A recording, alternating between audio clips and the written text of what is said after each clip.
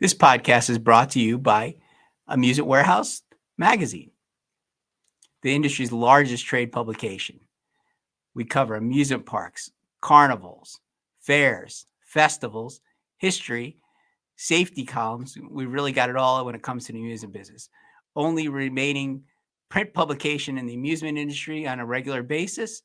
So if you're interested in what the amusement industry has to offer, subscribe today. You can subscribe by logging on to amusementwarehouse.com, carnivalwarehouse.com, or amusementparkwarehouse.com.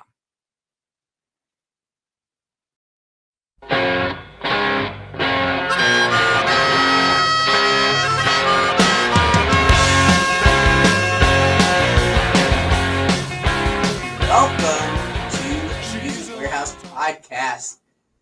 Today's guest, the guy who is the central nervous system for the amusement industry. If it's going on, this guy knows about it. Tommy Coffing. Tommy, welcome. Hi, Ron. How are you? I'm doing great. Doing great. You, your name just comes up in like every conversation about the amusement industry. Talk to somebody, say, "Oh, I was talking to Tommy Coffing the other day," or "Tommy Coffing said this," or "Tommy Coffing thinks that." You're really plugged in, I would say. Well, I try to be. On top of it. Be in that position, excuse me. No, man. I just started as a ride boy when I was about 8 years old, and never thought I'd be here. 8 years old. We were talking a little bit earlier. So you're intergenerational. Your grandfather was in the business. Can you tell us? Yeah, tell us a little bit about how you got started in the industry, I guess. My grandfather worked for Conklin Shows. Back in the 50s, and there was an amusement park in Crystal Beach, Ontario, and my grandfather ran that for Patty Conklin. And when he passed away, my dad took over. He was fresh out of university, and he took over the park. It was actually the Kittyland Park that they had there. And my dad was there for, I don't know, I think I was 6 or 7 when we left there. And they went on what was called the Eastern Road Show in Ontario, which is now World's Finest Shows, owned by the Jameson family. And when I was about old enough to start moving equipment or working on it and helping out, I was like, no, I'm not going to bed. I'm going to help tear down. And I remember working on a tilt when I was a youngster, like 8 or 9 years old for sure, helping set up, tear down. And so we go back a long ways. And then my father worked for Jim Conklin when they took over, from Royal American, went out west. And, my dad he always told the press that he was born in a boxcar on his way to Calgary, which was always a comical thing. And then plus I grew up, Conklin's lived right around the corner from us. So I grew up with Frank and Trish and Melissa. And Frank and I we talk on the phone every day, 2-3 times a day. And we go hunting together, and we hang out a lot. So that's kind of how long it's been. Go ahead and age back down. You're in touch with Frank Conklin. Right. It's like being in touch with a lost alien somewhere from another planet. Yeah. He's enjoying life. He's got a couple grandkids now. Actually, he's got 4 grandchildren, and he's living in Colorado pretty much all the time. And I think it's Eagle. Oh, he's in Colorado. I think he's in Florida for a while. Yeah, no, he still has property in Florida, but he's out there with the grandkids. That's where he wants to be, and I relate to that. Will he be calling in as a special guest any moment now? Oh yeah, we'll get a lot of conversation there. See, one thing that has always interested me, and I don't know, where that is in your timeline, in your life, but when Royal in Canada, the A circuit is everything. I mean, it's a huge. It's huge.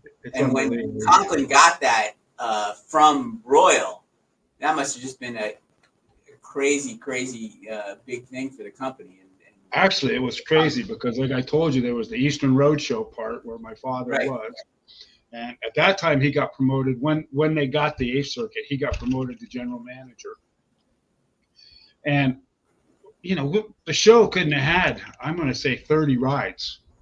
And that winter of 1975 and 76, Conklin expanded like huge. And that year, we brought in.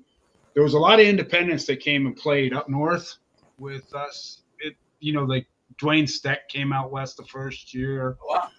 There was just a bunch of guys like Capel came. I'm trying to remember all the people that I met that year that came because we didn't have enough equipment. Conklin that year bought a Zyklon, and they bought a Enterprise, one of the first Enterprises they bought. And, they bought a new zipper and rock and roll and skywheel. They ended up buying, I don't know, 10, 11, 12 pieces to fulfill the contracts. But it was just boom, right out of the gate. It was like we got so busy in one winter trying to get ready to go out west. And shit, I remember I was still in high school, just graduating. And the show left and went to Winnipeg, and they left me a tractor and a load of ticket boxes to head out. And it was like a 1,500-mile drive. The time I got there, I don't know if anybody remembers, but Conklin had these big metal signs on the sides of the trailers. The clown that said Canada's Conklin Shows. I bet you I had 15 or 16 of those that had fallen off the sides of the trucks because the roads were rough out there. And I had a centerpiece for a tilt that I picked up off the side of the road. Remember, I was a week later than everybody else getting out there. So I was kind of picking stuff up on the way because the roads were terrible. In Canada, back in those days, and it might still be the same. I haven't been there in about 30 years. But when they say road ends, it's not road ends 100 feet. It's road ends now. And all of a sudden you're doing 60 miles an hour and you're pop, pop, pop, pop. That was the kind of roads we traveled on back then. It was fun. I know I was talking to Phil Lavona not too long ago, and I remember Morris told me a story. I guess, one year they were looking at Canadian spots or something. They were driving west. They said the trucks, they just couldn't even believe how Carnival could travel out west like that. The problem is that the frost-free days are limited, right? They can only work on the roads, maybe 60 to 90 days a year because everything's frozen. And then if they put down a new road and the ground freezes, it gets cracks and potholes. But it's not a lot of frost-free days. So that's why the route's so good up there. Those people, they're locked up in the wintertime. I was in Winnipeg one winter in January. It was 40 below zero. That's colder than Mars. Wow, that is crazy. And how was that first year that you played the circuit? Was it a lot of fun? Did you It was a lot of fun. It was huge. Edmonton was one of the good ones because it was Klondike days. And so we didn't have to work on a Sunday. They closed on the Sunday so that, day off in between the spot. And we played football against the ride guys against the game guys. You know who won. So, and it was tackle, too. Tackle. Regular football like that. Okay. Yeah. It wasn't tag football. It was like, that was a lot of fun. And there was, we were all young. But, I think the first year I was just 76. So I was 19 years old the first year we went out. But playing something on that scale must have just been, and it's not like I'm thinking of an analogy where a American Carnival might get one state fair for the first time and they gear up for it. This is like a whole circuit of major events. I mean, that's just so game changing. I mean, what did you guys have to do to gear up to get ready to do it? I mean, it's well, we all went in there blind. We had no idea. I remember the first night we opened in Winnipeg. Winnipeg used to open the gate at 11 o'clock at night and let everybody in free. So you wouldn't get busy until 11 o'clock at night. You'd still be operating at 3 in the morning. What? And the people was just massive crowds, massive. And that was our first real bite of the apple, you want to say, because we were all, like I said, we were like, holy shit, what do we do now? And we got the hang of it. And it was just a lot of work, especially you go to Calgary, you open it some days 8 o'clock in the morning and you run till 2 in the morning. And, we always considered it until you had a week to get back to Toronto. So you had some time off, not time off, but you had some downtime where you could rest a little bit. And then Toronto was a 21-day fair at that time. Same thing. Toronto was included in the A circuit at the time? Well, Conklin already had. Oh, Conklin already had Toronto. Okay, so it fit right into the route. We would finish up in Regina and bounce back to the CNE, and it was adventurous. And some of the trucks and the equipment that we moved the show with back then, we were like dinosaurs. It was manpower mostly. In the 70s. I'm sure guys from Royal American could say the same thing. It was manpower. Wow, that must have been quite the experience. It was great. Getting that for the first time and doing that for the first time. I guess in a way, name when they bought out Conklin, I guess some of those people experienced it for the first time too. At least some of it. Oh yeah, and it's still like they've got. I don't know. I think they have it a little bit easier than what we had. I mean, they're not moving as big of equipment as we used to move. Like those, we had a Jetstar 2 out there. We had we had the Dutch wheel that you had to move, which is back then you didn't have the equipment to move that stuff. Like I said, it was all manpower, so it was a lot of work. And NAMM, I think they have time between Winnipeg and Calgary, which is 800 miles apart. We used to close there Monday and open on Thursday, and it was tough, but it was we were young, so it was very cool. And they said I had a lot of fun. We played some spots too, like after the second year out west. They bought some more rides. They bought a Himalaya Caterpillar type ride, where the canvas came over the cars. It was called the Lover's Lake. And we had a monster, and of course we had the wheel. We had a huge Mack Music Express. I think we had 6. We had the Zyklon. We had 6 or 7 rides the wheel, and we had like 52 trailers. And we would book in with Art Fraser into Albuquerque, New Mexico, and then from Albuquerque we played the Arizona State Fair in Phoenix. And then after that was over, we'd go back to winter quarters in Texas, Rockport. And then we'd open up in San Antonio in February at the stock show. And then I would take some rides. We'd go to Miami and play the Dade County Youth Fair with the Magic Midway at that time. And then we'd go from there back to San Antonio. And then we'd go from there to Spokane, Washington to Portland, Oregon. And then from Portland, we'd go back to Winnipeg and start all over. And, as a 19, 20-year-old kid, it was a blast. I can't hear you. Ron?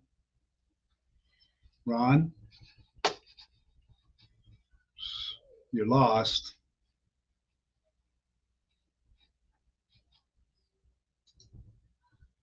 I've lost you. I think we're unmuted now. There you are. Was there ever any doubt that you were going to be in the business, Tommy, that you're going to be? No, none at all. My mother used to get so mad at my dad because she wanted me to go to university and all this and that. And I knew what I wanted to do from the time I was 12 years old. This is what I wanted to do, and that's what I did. I wasn't getting out. My brother's in it too. My brother's kind of like the GM over on Drew Exposition. Oh, nice. He's moving the carnival. He's been there for, I don't know. I'd say this is his 4th year. But my dad, when he left Conklin, he went over with Fernandez in Hawaii, and he was there for like 10 years. And that's where my brother grew up. My brother's a lot younger than I am. But that's a nice gig. Yeah, I used to go over every Christmas and say, "Hey, I like it here." What's that big red thing in the sky? Sun. Yeah. No, why is there no white stuff on the ground? I enjoyed going over there. Really did. That's awesome. That's great. So you were always a ride guy? You always want to be in the ride side of things, never games or food or? No, never in the games. Was into the management part. I was a ride soup when Conklin bought Dagler. I became, I don't know, I can't remember how old I was, maybe 20, 21. I was the ride soup on the Magic Midway. And we only did it 1 year, and then they folded the show, and that was it. And then I ended up staying with Dagler because Dagler ended up with the route, so I stayed with them for a while. Then I bounced back to Conklin in the early 80s. And that's when we had the double loop roller coaster. And, I helped rack that. Actually, I racked all the trailers. I did all the welding and racked all that stuff. And it was 26 trailers, one ride. That was counting the load with the crane on it. So did you kind of gravitate towards the more spectacular, the harder rides when you were especially when you were younger at first? What are Yeah. some of the cool rides that you moved? What did you like to move or hate to move? The coasters were the best thing. Like I owned a Zyklon for a while. I owned a Flitzer for a while. That was when I was with Degler. When I went back with Conklin, I was moving the Galaxy coaster, which is like a Zyklon but bigger. And I did that for 13 years. And like I said, and helped the double loop out a lot. But I did like the big stuff. Moved the Huss Pirate. Moved like I said, the gondola wheel. That we were the first ones in North America to have it. I was just a punk kid moving that thing for Conklin. I thought I was king shit, So that's a Dutch wheel, right? You're saying? Yeah, it was made by Bakker Denny's in Holland. It's exactly the same wheel that Ride-Off removes on the Orange unit. And what's funny is everybody wanted to get rid of them because they were too hard to move. Now everybody's buying them again. They're buying the Lamborghinis, That's true. The Lamberts and all those are. But again, they have the equipment to do it these days. They've got the right cranes and the forklifts. And we didn't have that stuff because we didn't know what we were doing. We were all new to that world. How long did it take you to set something like that up? We had a million guys probably to help you, right? Yeah, well, in Canada, they used to be lined up outside the gate. I used to hire like 20 extra helpers to set up the Galaxy. Wow. I think it started, we'd start at 8 o'clock in the morning. We'd be finished by midnight generally. But, really? But yeah, sometimes the track was very heavy. It was twice the weight of what these Zyklon coasters are. And I used to have like 6 guys on a piece of track. They looked like caterpillars. There were so many legs carrying a piece of track, But they got the job done, and especially in Canada, because the natives used to come out, the Indian guys, and they weren't afraid of climbing. They were hard working guys. They had that guy in the double loop. I remember. I even remember that when they used to put that up like John Coffing. He was a good friend of mine. He moved to double loop. Passed away from cancer about 10 years ago now. Young guy too. He died in his young 50s, but he was a good guy. He walked that track so confidently. It was a little scary to watch. Yeah, did he ever? All those guys did. I remember going up there one time. I had to weld some lights on the incline, and had to get underneath, and I had a rope and harness around me, and I had 2 guys holding my legs so I could lay up under there and weld the light bracket back on. And you're looking down 100 feet, going, "Oh, what am I doing?" So that's incredible. I don't miss those days, like the crazy stuff we did. I don't miss. Seems sentimental. You miss it a little bit, though. Oh yeah. Like I'm telling you, it was a lot of fun, and I will say this: we were the first guys to do it. Conklin Shows were the first ones to do it. Royal American had some big stuff, but Conklin had the really big stuff, and they were always the first to do it. Yeah, they definitely were well known for that stuff. You're talking about your friend Frank. When did he take over, and what was his was he ready? What was his philosophy? I think he bought the show from his dad in 1983. 83.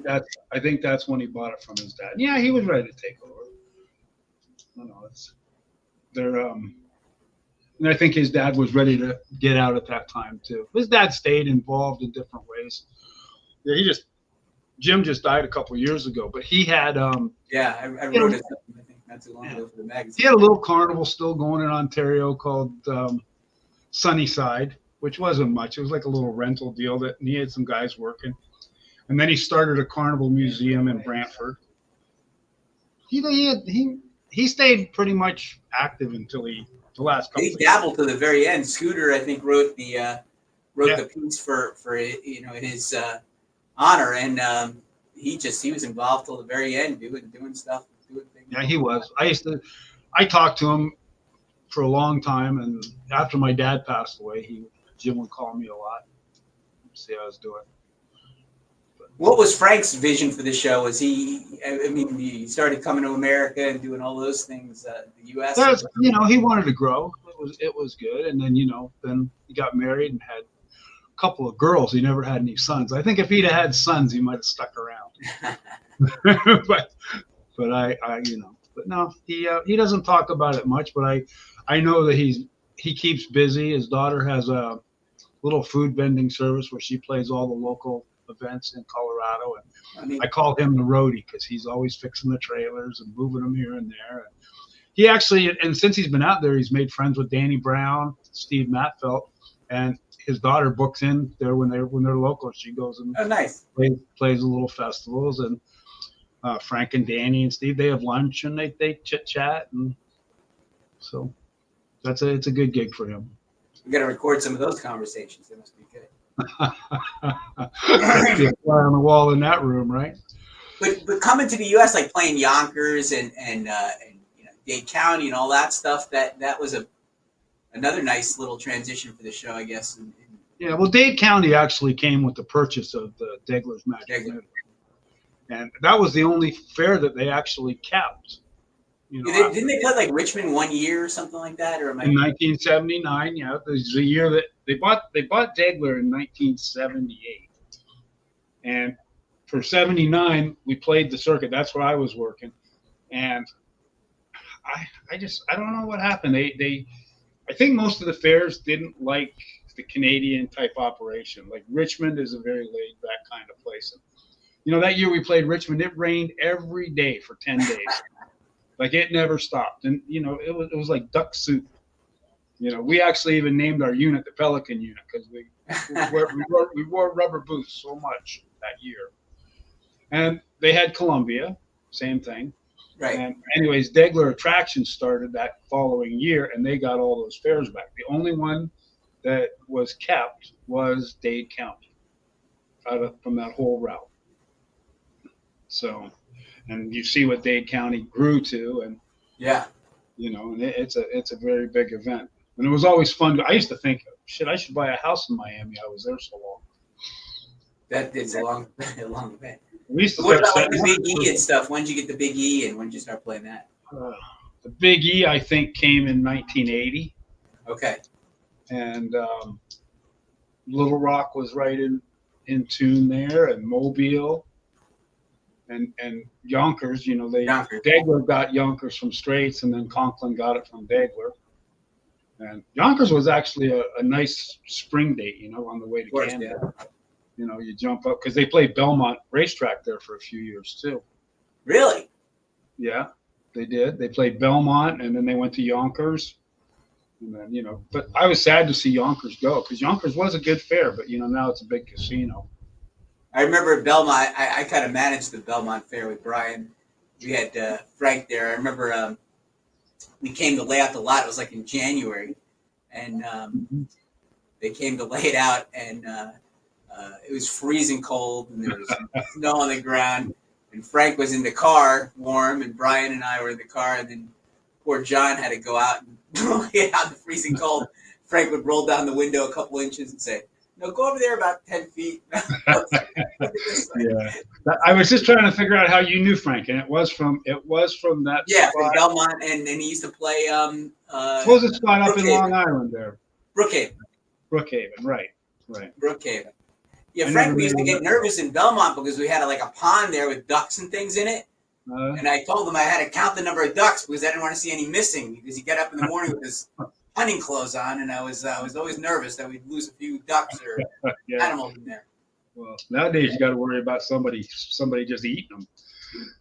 He used to. I remember too. He loved the History Channel. He used to watch the History Channel. He was so up on history.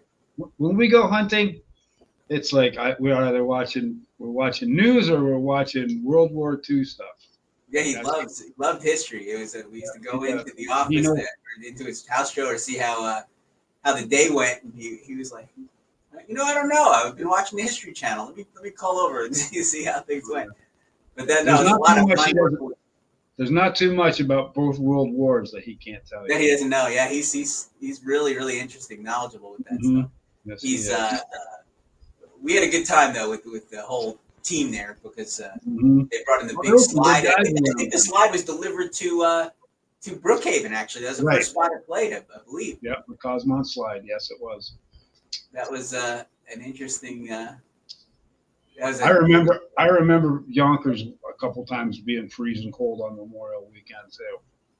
It could definitely get cold in the spring, no question about it. So after the whole Conklin thing or the whole ride thing, when did you start doing your whole thing with usedrides.com?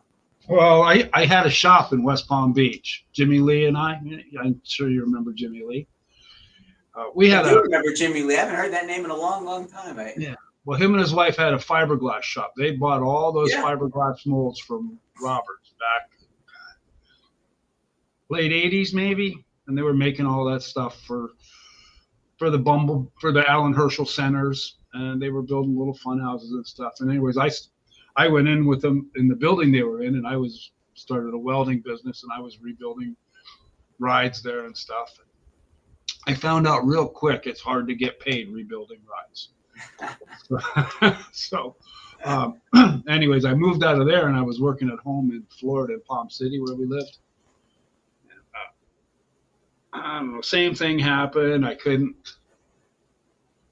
people, you do the work for the people, you lay out all your money, and it was like springtime. We don't have the money. Can we send it to you later? No, I can't do that. And it just was an uncomfortable situation.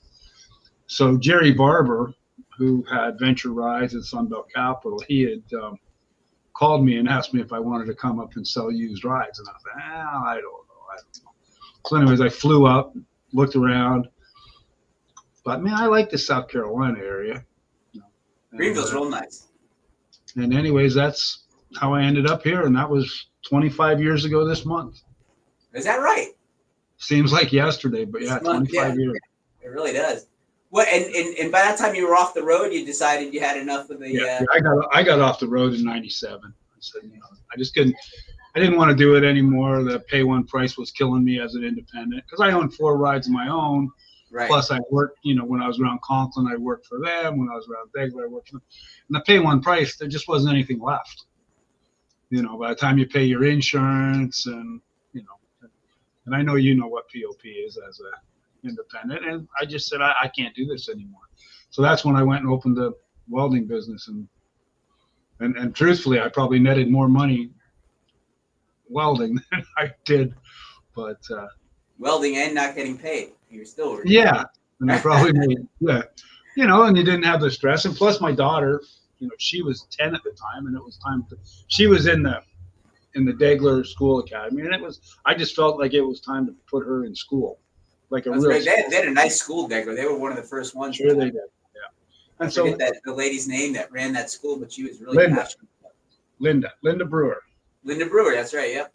She was super passionate about the kids and doing things, and they had a nice school. They built that nice schoolhouse. And it was great. And the kids all they were on that Abeka system, and every one of those kids that ever went to that school turned out with a good education. Even when I brought my daughter back to put her in school, just from the Abeka system, she was a year ahead of anybody else in the school.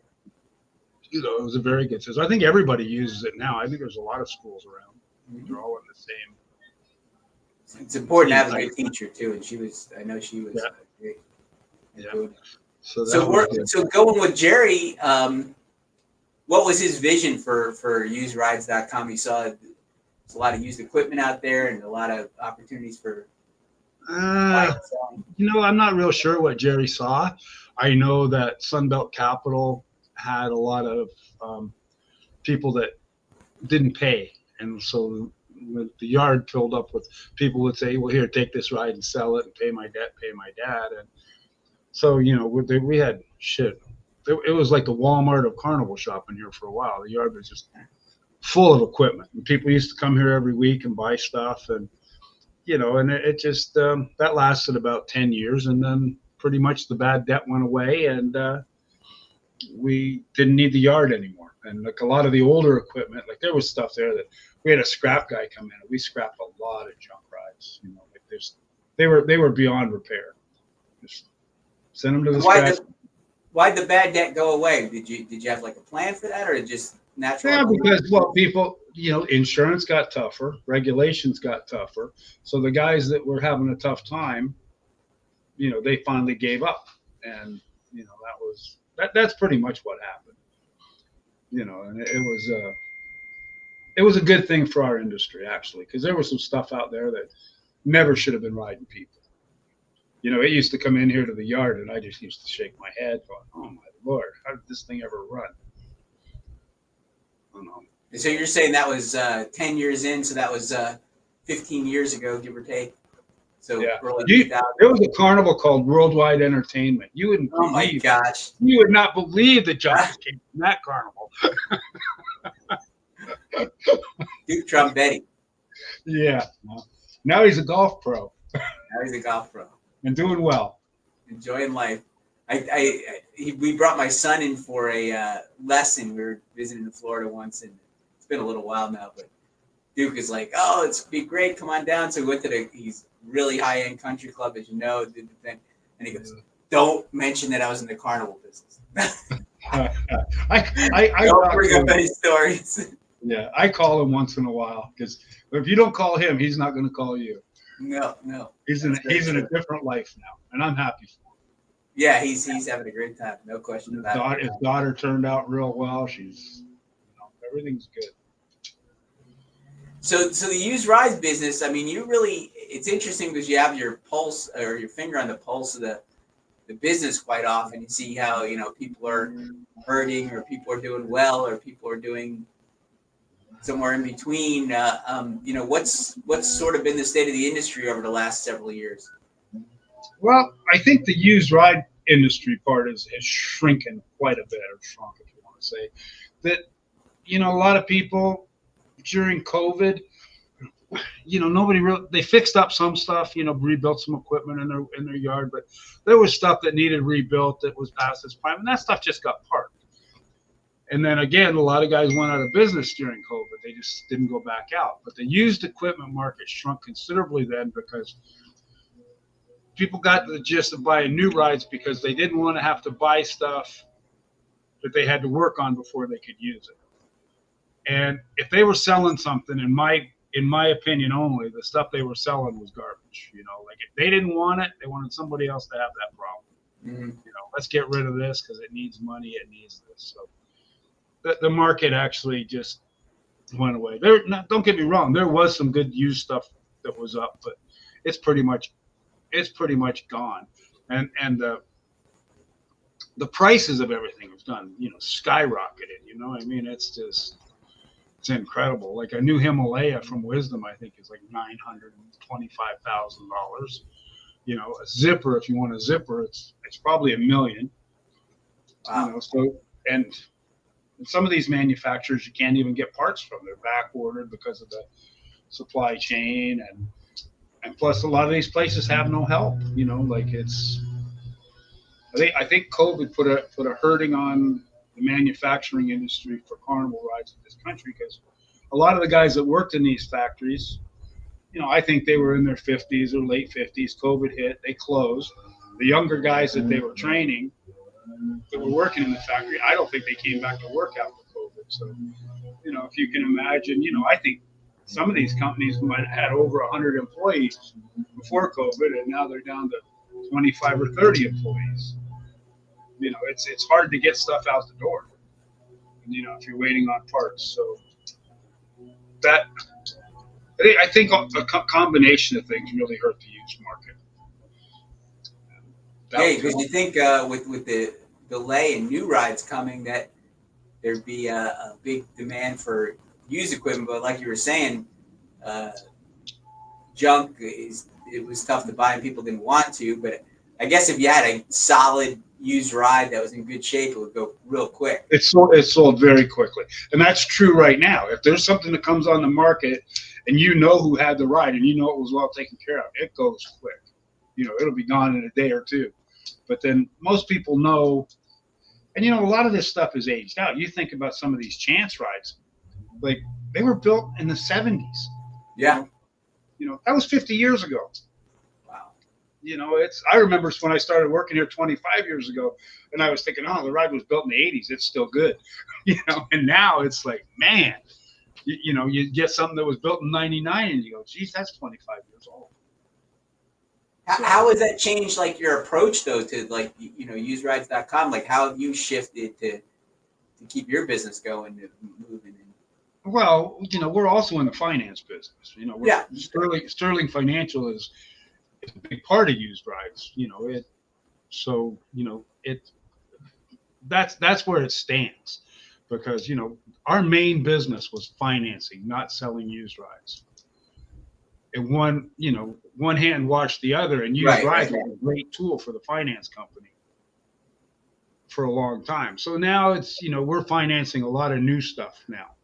Like I was just in Italy last week, visiting all the factories and seeing what was available over there, and that was quite a trip. I really enjoyed going to the factories and seeing what was going on. And yeah, the Italian market's pretty vibrant. What did you see? Did you see anything interesting there? Or who'd you visit? Yeah, I saw some neat rides. I went to Visa, which is the biggest factory I've ever seen, and clean.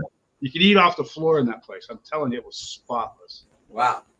Fantastic factory. Well-run organization. Italia Resina, they're the ones that build all the trains. Like, there used to be now there's circus trains and trucks. Very nice people. We went. You seen that swing ride that Steve Lisco sells? I went to that factory, and that guy's a really good builder, and he's actually building Steve a couple roundups right now that'll be ready sometime in late August to come over here.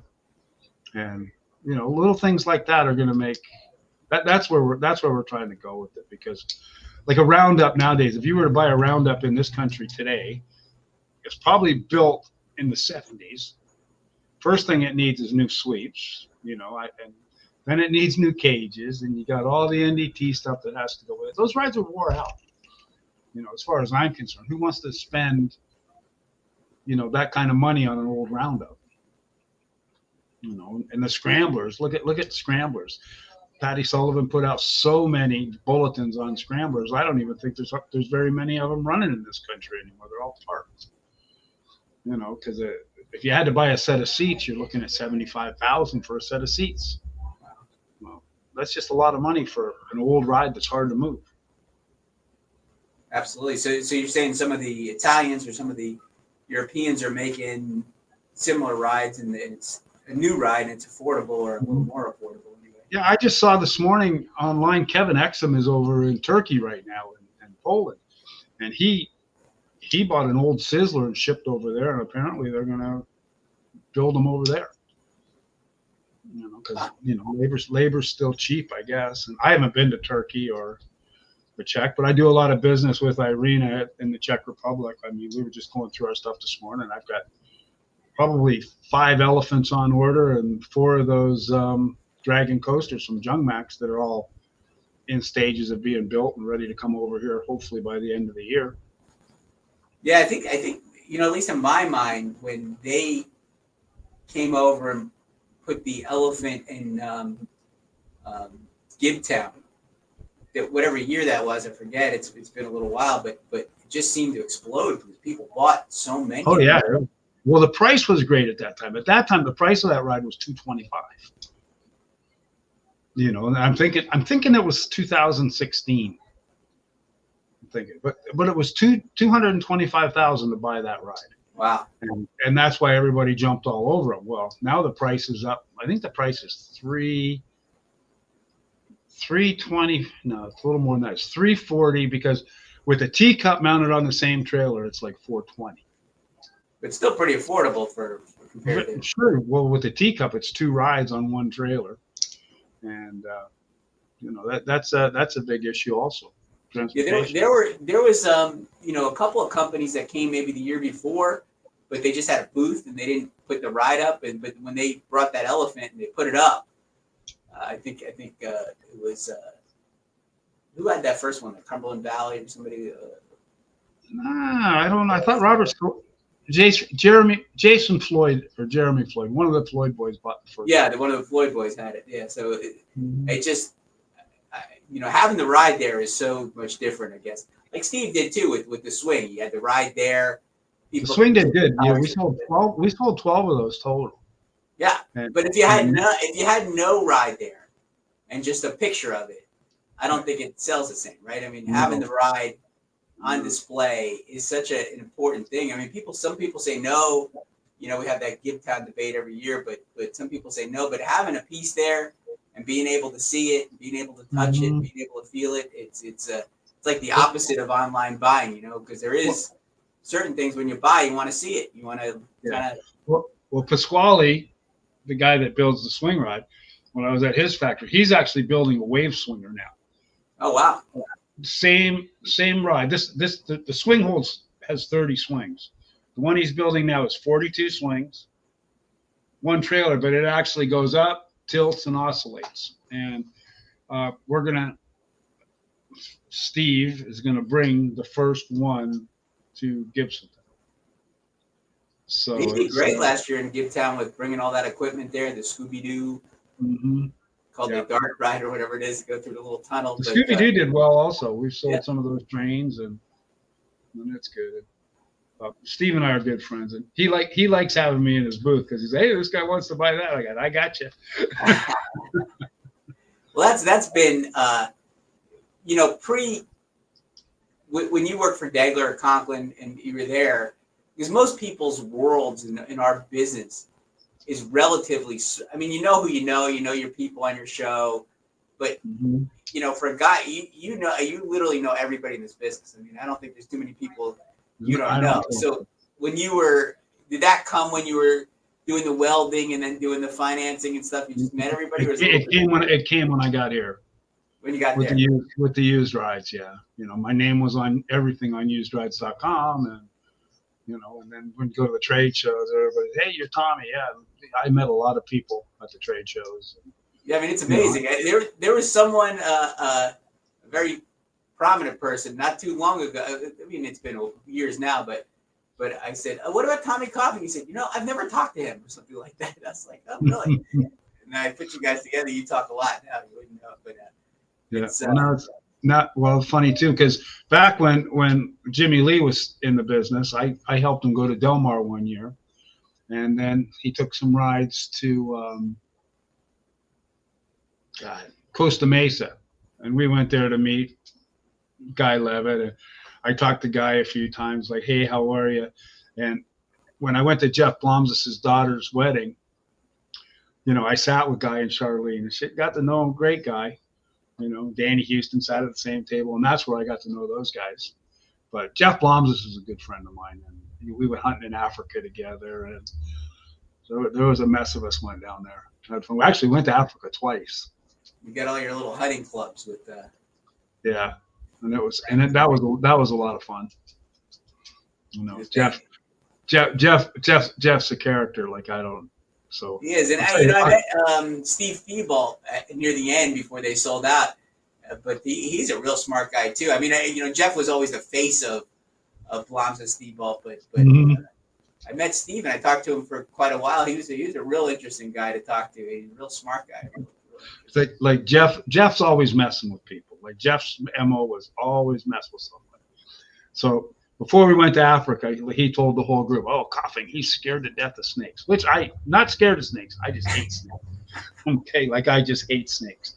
So everybody people I didn't even know from this group were calling me up, hey, I hear you're afraid of snakes. And I'm like, huh? Well, I'm like, all right, I'm going to get you back. So when we first get to Africa, I'm like, this is kind of a thing. So whoever gets the first kill, like, shoots the first animal over there, they take the guides and cut the balls off. And anyways, when you get back to camp at night, they put them in a glass of vodka. And the guy that gets the first kill has to drink the vodka. Okay. So this was like all themed. They're all schemed up by Jeff, So Frank, of course, shot the first animal. So, it was a big laugh because so anyways, I said, I'm going to get this friggin' Jeff. So I got them out of the glass and I put them in a freezer. Put them in a baggie after they were froze, and I snuck into Jeff's hut. I put him in his bed, so under the covers. So anyway, when he got in bed, it was cold. He thought it was a snake, so he jumps out of bed and comes running out there. I said, "See, I got you." So I got him good for the first day. He didn't talk to me. He was just rah rah rah. You son of a bitch. And that I forget who was telling me. It might have been Frank or somebody, but it works like a menu, like you have to pay by what animal you kill or something like that. Well, you get so many. It's like there's an antelope hunt where it's included in the price of the antelope hunt. But if you want to shoot in a hunt for a lion, you have to pay X amount of dollars. Or if you want a giraffe, and like rhinos, you can't kill. They call it a green hunt, and they just you dart it and get your picture taken, and they only let you dart one rhino. one particular rhino can get darted one time a year, and you have to have the vet with you and all that. And Jeff did that, and he thought that was pretty funny. He darted one. Another big hunter is John Richardson. Yeah, John was a big hunter. He had more trophies than anybody I ever met in my life. He used to have all those pictures in his. He's another one that played Brookhaven, and then he had pictures all in his office of all his. He's standing with his gun next to this animal and that animal. We were there with, and it's kind of the New York attitude, but Brian Schumann, who owned those fairs up north, and his wife Patrice was there, and Patrice was looking at all the pictures on John's wall and admiring all the animals, and she goes, "How did you get them to lay so still?" I thought John was gonna fall out of his chair laughing, and he's not a guy. He's like his emotions are very thin there. So, but he laughed like I never saw him laugh before. It was hysterical. Yeah, if you can get John to smile, that had to be funny. Yes, I used to say because I'd work with him and I couldn't tell if he's like happy or sad. I was like, John, if you're happy, hold up one finger, and if you're sad, hold up two fingers, so I know what you're feeling. I can only imagine a conversation with him and Frank Conklin. Yeah, exactly. And Ed and I can think of a couple others that too. Yeah, Frank. I remember Frank was I think Dominic Vavone and somebody else was walking around. I think it was Dade County Youth Fair. They said something else. They said, "Now, Frank's not going to say two words to you the whole time they go around the thing." Dominic, it's like or somebody, whoever else was with them was like, "You're right. He didn't say anything." I think Dominic knew him a little more well. When we were kids, like I'm talking, pre 16 years old. I mean, we were friends, like we always hung together and whatever. Yeah. But conversations were limited. Even then he didn't speak. Oh yeah, no, it was just he had a girlfriend, I had a girlfriend. Actually, he dated my sister for quite a while, and so he was always at the house, and but he same thing, man. A few words his whole life. Always, but if he gets on a subject he likes, he can really have a big conversation. He's very interesting too, and his wealth of knowledge and history and stuff like that's really fascinating if you can get him. Well, nowadays, if you want to, you start talking about grandkids, and he'll chime right out. We're having a special Amusement Warehouse grandkid episode coming up. Maybe he'll. Are you really? Maybe he'll do that. So, what do you think of the future of the industry? How are things looking? Are the carnivals looking good? People say we lost a lot of carnivals during the pandemic. Is that necessarily true that we have a net loss? Because I know we lost. I think the loss was the guys that were just hanging on anyways. Right, getting ready to retire. I know a couple like up in Connecticut that they were going to retire in 3 years, but they just kind of moved it up a little bit or something like that. The ones that were strong and did everything right, they're still here and they're still going to be here. And and I always, my theory has always been people need entertainment. Like we saw the carnival business fade a little bit. I'm going to say in the 90s because they were building all these malls, they had all the interactive stuff. Yeah, there was more entertainment than just going to the carnival. Jeff Blum used to say the casinos were hurting.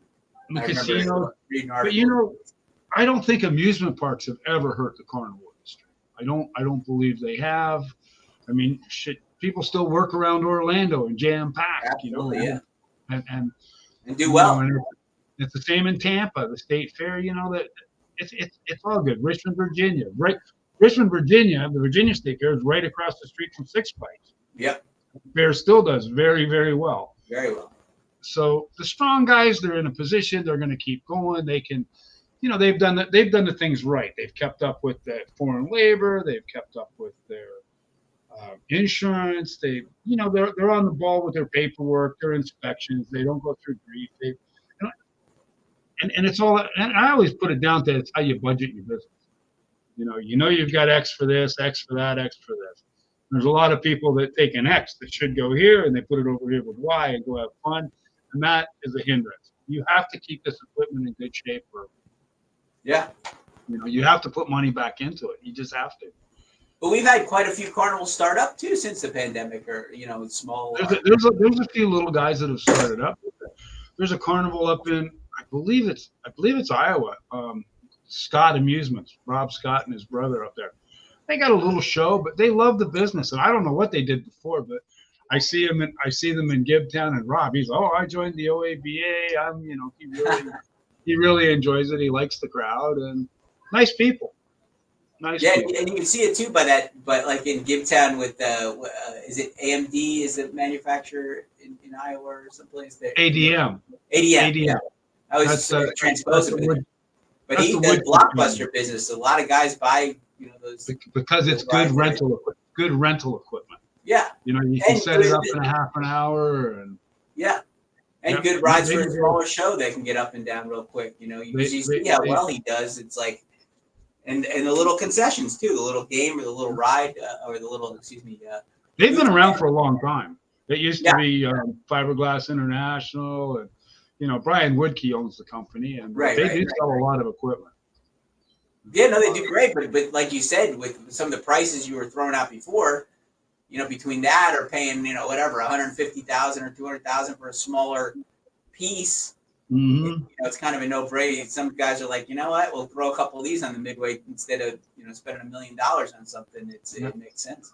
No, I just financed a ride for a guy named John Cope that he bought one of those ballistic swing rides. He's got a little show in Canada, and decent guy. I've known John since it's Canadian guys. I've known them all, and I know people they know. And there's not many carnivals left in Canada. There's probably 7 or 8 big ones up there. That's it. 7 or 8 big ones. Well, how many were there? Were there's a lot more at one time? Yeah, there used to be a few little guys. Randy Hominick went out of business. Yeah, let's see what's up there. Let me just count. You got West Coast Amusements. You got Shooting Star. Post Carnival. They're in Quebec. You got Wild Rose in Alberta. You've got select shows at Canuck Shows in Manitoba. Ontario. Oh, you got Wonder Shows also in Manitoba. 6. You've got Albion. You got Robertson. You're gonna talk yourself out of your theory here. There's like 12. That's a lot of carnivals for Canada. I mean, there's like 12. And the U.S., with some guys coming into the industry, I don't know. I mean, I wonder. You hear these some people say, "Oh, COVID thinned out the business. There's a lot less shows now operating than there were." I don't know. I don't see it that starkly anyway, unless I'm out of my mind. Well, I do think there's a lot less because I had customers a few years ago from Nebraska and Kansas, even in Iowa, and I'm going back a few years. But these guys were people, community people, that they couldn't get a carnival because the carnivals were disappearing in their area. These guys would actually buy some of that old. I sold a lot of the old equipment that was here to them, and they would take it. And they only play a 5 or 6 day fair. But the community would get involved with rebuilding the ride. You had the machine shop, you had the welding shop, you had the electricians, and they actually bought a lot of stuff back then. And I believe they're still cooking, but they're not portable guys, because those little portable guys that used to work those areas, they disappeared. I think the one thing I have observed very starkly is that guys are a lot smarter about what they do and where they go post-pandemic. Guys used to go, "Oh yeah, we'll try this, or we'll jump over there, or we'll go over here." And it's anecdotal, but I see a lot of guys go, "We're not going to take that chance this time. We're not going to do this. We're not going to go there unless we get a guarantee." That. Well, the guarantee thing's great, but you think about it. You got a fair, and I'm not going to mention any names, but they'll tell a carnival, "Oh, we grossed $400,000 last year." In 5 days. Well, and your experience in the carnival business back when you had Worldwide, you must have gone through the same thing. And you go there with your whole carnival, and turns out the gross is like $80,000. Yeah, exactly. And what's left? But I mean, it's like, okay, so a lot of you just can't do that. And carnival guys are realizing it now that and the astronomical percentages that our industry pays to these people. It's ridiculous. Like, how do you go someplace, gross 100,000 and give the fair 40%? Yeah, no, you can't. You can't do it. Guys, they're getting smarter. I've even seen some bigger fairs not to mention any names that, people that I work with or know that have lowered some contracts, or at least, gotten rid of some of the quote unquote extras, where they have to help pay for this or help pay for that. Because, the percentage is one thing, but then sometimes like, oh, give us a few bucks for improvements, or give us a few bucks for security, or give us a few, the fair's got to step up too. And and the fairs realize that they want quality. It's not just quantity of rides. Like, they want quality. They need somebody that's as a good operator. They're not going to have breakdowns, and God forbid they're not going to have accidents. Yeah. And if a fair wants that kind of a carnival, then they got to give these guys a break, because we all know who the great professionals in this industry are, and the way that they operate, and they're a safe company. We know that. But the fair's actually got to give them a break, especially with the economy the way it is and the cost of fuel. They need to cut them some slack, and I think a lot of them are cutting them some slack. Yeah, and I think some fairs have to be less, I'm going to use a word that might be a little controversial, but lazy, in the sense that they need to do more to bring people there, and not just kind of sit back and say, well, the carnival will bring everybody in. They need to have the entertainment. They need to have the, their gate admission needs to be justified. If I never rode a ride, my gate admission, I should have enough fun just from doing whatever it is that they have at the fair without riding a ride, because that's what the gate admission should justify. But, for a while, it was like they were slacking on, some of these smaller fairs, or some of these county fairs were slacking on their entertainment. It was just, it was basically a cover charge to go on the carnival, which is, that's it. And the cover, and what's in there, nothing. Right. It's a big thing. There. It's not a part. These fairs want to look at it like it's a partnership, but they don't give their 50% worth. Yeah, there are definitely a lot of fairs that way. We used to have a county fair we played back in the day. They literally, they charge whatever, $6 or $7 or $8 to get in. They had a puppet show. That was what they had for entertainment. It was free from the local church.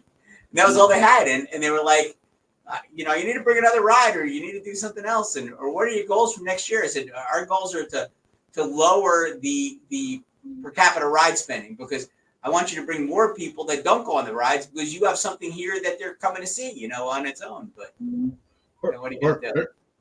Barry Jameson's favorite story is I pulled, and actually I was at a fair that I played as a kid on the Eastern Roadshow, and I went to visit Barry in Ontario, and and we're talking, and the fair manager comes over to him, and I'm standing there, and he says, what new ride you got for me this year? And Barry just kind of grumbles, and him and I, did the cordial thing with the fair manager. Barry looks over and he says, these guys haven't even painted an effing barn in 30 years, and they want to know what I'm bringing them new. Exactly. Exactly. I was with Phil Vivona actually one time down in Charleston. We were eating at a restaurant, and I just started the business, and the owner of the restaurant came up to him and said, hey, do you have some passes, Phil? And he said, no, I don't think I have any on me. And I knew he did. And so when she left, I said, why'd you do that? She goes, I've been eating at this restaurant for 10 years, and she never gave me 5 cents off the bill, but she comes and asks me for tickets all the time. So it's exactly. It's crazy. And I feel funny when the carnival comes around here. My grandkids will want to go, or my nieces and nephews, and I usually ask, but they're happy to give it to you. They really. Yeah, I usually call. Like Morris Favona plays around here. Morris is a great friend of mine. And Dominic plays around here. Drew plays around here. They always take care of my family, and they take care of my nieces and nephews, which is great, And so we only got like a minute left, Tommy. Anything you want to add about the industry before we sign off? It's been fascinating talking to you as always.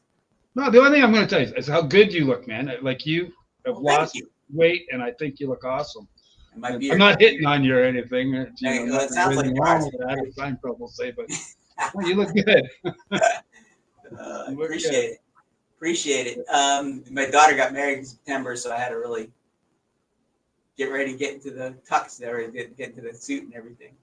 Well, that's great. That's awesome. Well, I'm glad things are going well. Please say hi to everybody there in South Carolina for us, and we hope you'll come back soon. Don't just call me when you want to talk to me on a podcast. You call once in a while and say, "Hey, how you doing?"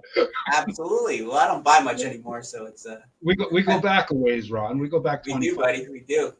So, It's great talking to you. Thank you so much, and thanks for the your life's mission should be convincing Frank to come on. I'll make that my life's mission, and Frank I'll probably croak, and I'll croak tomorrow trying to do it. Tell him it's a hunting/history podcast. I'll tell him it's Ron Weber, and then I'll see what he does. Well, thanks a lot, buddy. I appreciate it. Tell Jerry and everybody we said hi, and we'll talk to you soon. All right, man. Take care. Thanks a lot. Bye-bye. Bye.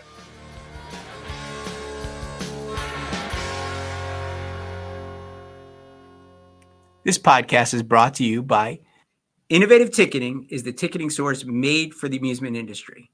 Our staff of professionals can guide you through your setup, assist with customer service, even on the weekends when you most need it, and help increase your sales through promotions that work. Innovative Ticketing is the ticketing source made for the amusement industry. Sign up today at innovativeticketing.com.